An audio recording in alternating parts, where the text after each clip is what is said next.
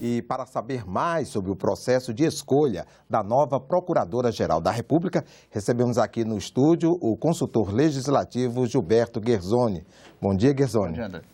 Guerzoni, eu tenho a impressão que o Brasil deveria ser uma disciplina para a gente estudar na escola desde o ensino básico, né? Porque a Constituição define que o processo de escolha do procurador nos estados, né, do chefe do Ministério Público dos estados, seja por lista tríplice. Do Procurador-Geral da República, não? Não, essa foi uma opção que os constituintes tomaram ainda em 88. A escolha dos procuradores-gerais de justiça nos estados é feita por uma lista tríplice, eleita pela categoria. Existe já uma lei, a Lei Orgânica Nacional do Ministério Público, que disciplina isso.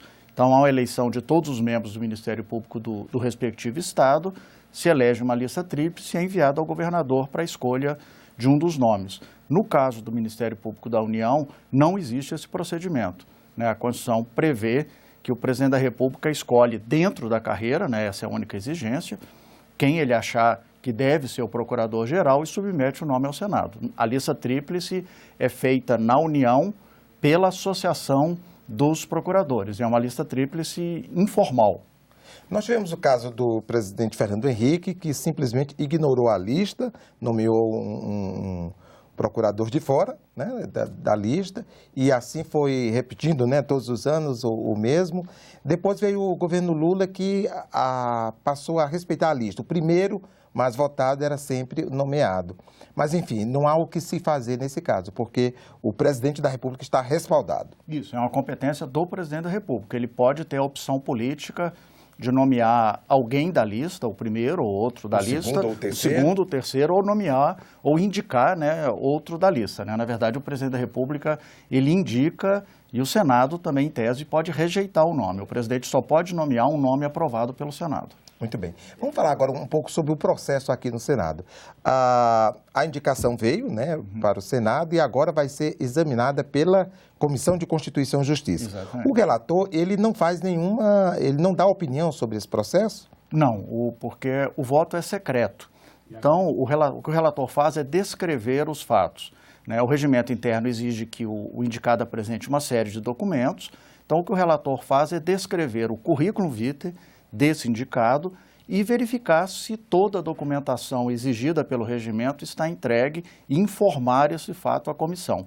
Como o voto é secreto, o relator, no seu relatório, ele não opina, né? O relator simplesmente descreve os fatos, porque senão ele estaria abrindo o seu voto e quebrando a obrigatoriedade constitucional do voto secreto na escolha do procurador-geral. Naturalmente, se houver alguma discordância, algum fato em desacordo, ele precisa indicar isso, apontar. Não, ele pode indicar se há algum problema, se alguma documentação não foi apresentada, recomendar a realização ou não de uma audiência pública, né? Tudo isso ele pode fazer. O que ele não pode fazer e não faz é dizer se ele é contra ou a favor da indicação. Ou seja, ele não opina, ele apresenta o seu relatório, o relatório é lido na comissão, o regimento prevê que há um prazo de 5 dias úteis entre a leitura do relatório e a votação, né? Nesse período, todo o material é divulgado na página do Senado na internet, a população pode participar, o relator recebe as perguntas e só depois desses 5 dias úteis é que há a sabatina do indicado ou, no caso específico, da indicada. Guerzoni, fala-se muito no currículo, né, do indicado pelo presidente.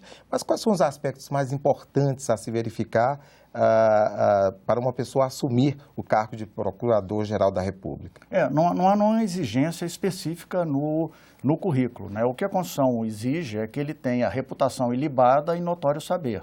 Mas essa é uma avaliação que é feita pelo Senado Federal, né? Cabe ao Senado Federal avaliar politicamente se o indicado tem a reputação ilibada e o notório saber, né?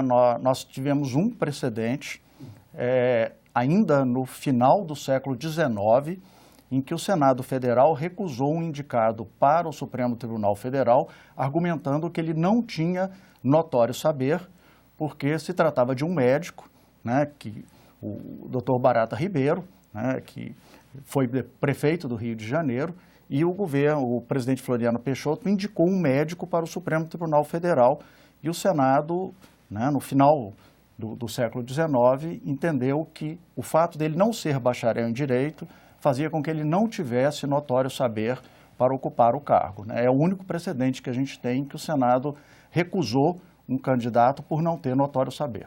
Guizoni, nós vamos ter a votação na Comissão de Constituição e Justiça, mas a que define é a do plenário. Isso. O que a Comissão de Constituição e Justiça vai fazer é dar um parecer, né? O relator apresenta o seu relatório e a comissão apresenta o parecer, que o parecer é o resultado da votação, né? Se a comissão aprova ou não a indicação do nome por voto secreto. Mas qualquer que seja o resultado que a comissão tiver, irá ao plenário e o nome só será aprovado se tiver a maioria absoluta dos membros do Senado, né? Ou seja, no caso, para que a indicação seja aprovada, ela tem que contar com 41 votos dos senadores. Muito bem. Guizoni, muito obrigado pela sua entrevista. Obrigado a você.